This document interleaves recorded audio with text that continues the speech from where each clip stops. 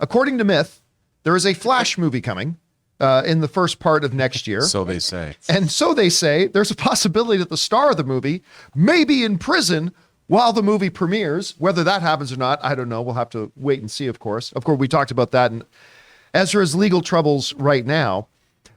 But would it surprise you, Rob, to find out that not only has Warner Brothers been contemplating a second movie, they actually commissioned a screenwriter to actually write and complete a script for Flash 2. That is the news that's coming to us right now. This one is coming to us from Screen Rant, which you can see here.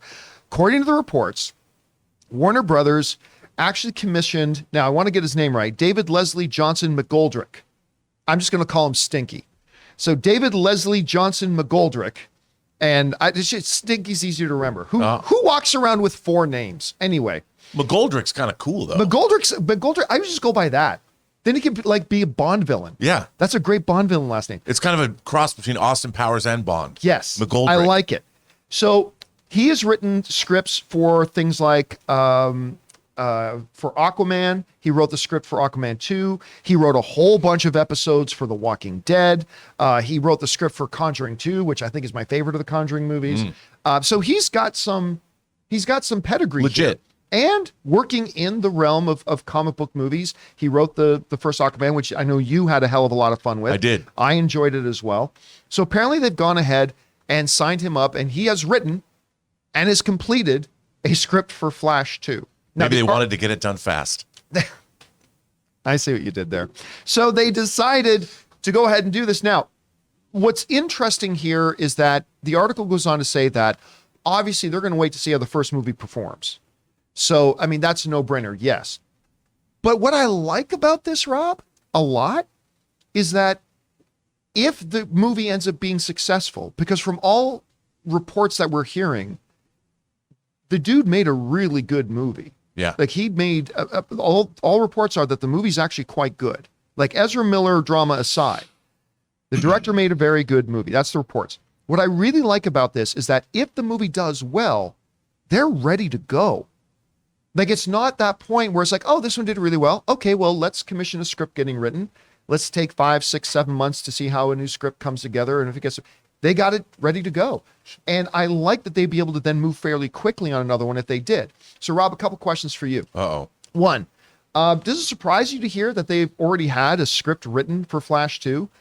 Number 2, what do you think the chances are of us getting that Flash 2? And then number 3, is there any chance in Hades that Ezra Miller is that Flash when that second Flash movie gets made? Well, first of all, I think the way the business works, obviously, people, before they spend money, they want to make sure that the first money that they've spent, the initial money, they get a return on. Absolutely. And I totally understand that. But in this day and age where you're building a franchise, I would think that they would build the expense of potentially writing a second script, paying a writer to have a second script ready to go, so you don't have to wait for that lag time. I agree. Between movies, and especially when you have an effects-heavy film, it's in post for a year, and a great script is a great script. It's self-evident, so it makes sense to me that they've done this. It's not surprising, especially because Flash has been delayed, whether it's because of the pandemic or the effects pipeline issues they have. I think it was a good thing that they did this. And I'm surprised more films, especially the Marvel movies, superhero films in general, why this isn't par for the course. Do I think, what was the second question before Ezra coming back?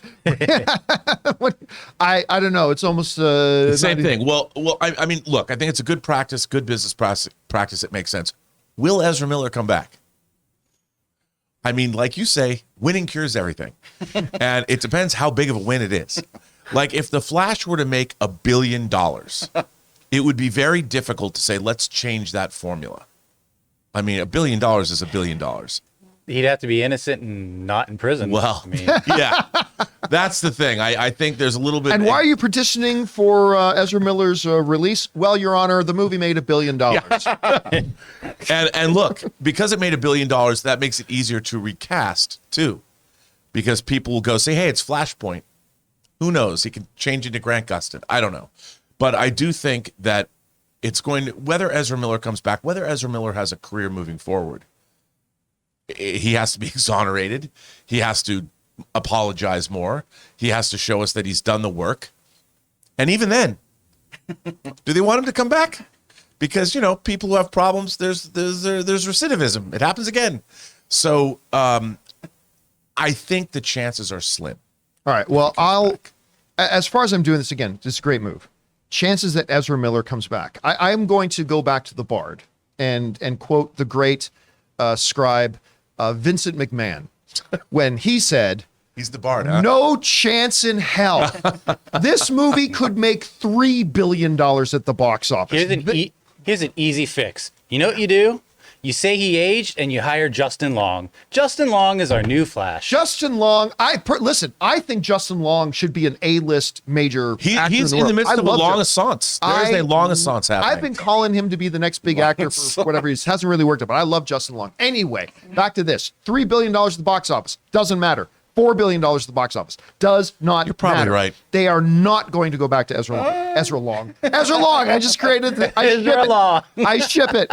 They are not going to go back to Ezra Miller. No chance in hell. Because even if it wasn't for the fact that this individual has caused so much pain and drama and cost them money and all that kind of stuff on this one, you brought it up. There is no way that they can believe for even a second that they won't do it again. Of course they're going to do it again. Because they did it, got caught on tape. You figure, will that be the end of it when he choked that woman? And you figure that'll be the end of that. No, not for Ezra Miller. I'm going to go into Utah or wherever the fuck state he went to, and I'm going to start a gun concubine on some farm with you. No, that wasn't enough either. I'm going to get this girl who I've been grooming since I was whatever age, and I'm going to steal her away from her family. That was enough. No. Ezra Miller goes, you know what? I'm thirsty. I'm going to break into that house and I'm going to steal their booze. Yeah, After time, there's no way they don't think he's going to do it again. Listen, the guy's a completionist. That's all. You play the He's video a games, you got to do completionist. everything in the game. He's got to do every crime. I guess when they have messianic tendencies, you know, until the second coming happens, which, by the way, is precipitated by you, of course, Of course. or them, then, you know, things might change. Yeah. So I don't know. Anyway, question is for you guys. What do you think? They've written the script for the second film, which I think is a brilliant move to be ready to, hey, listen, if this Flash movie flops, whatever. You say, okay, we spent a couple $100,000, maybe $1 million on getting the script made. Got to throw it away. But if it works out, well, you're ahead of the game already. You got a script written. That's great.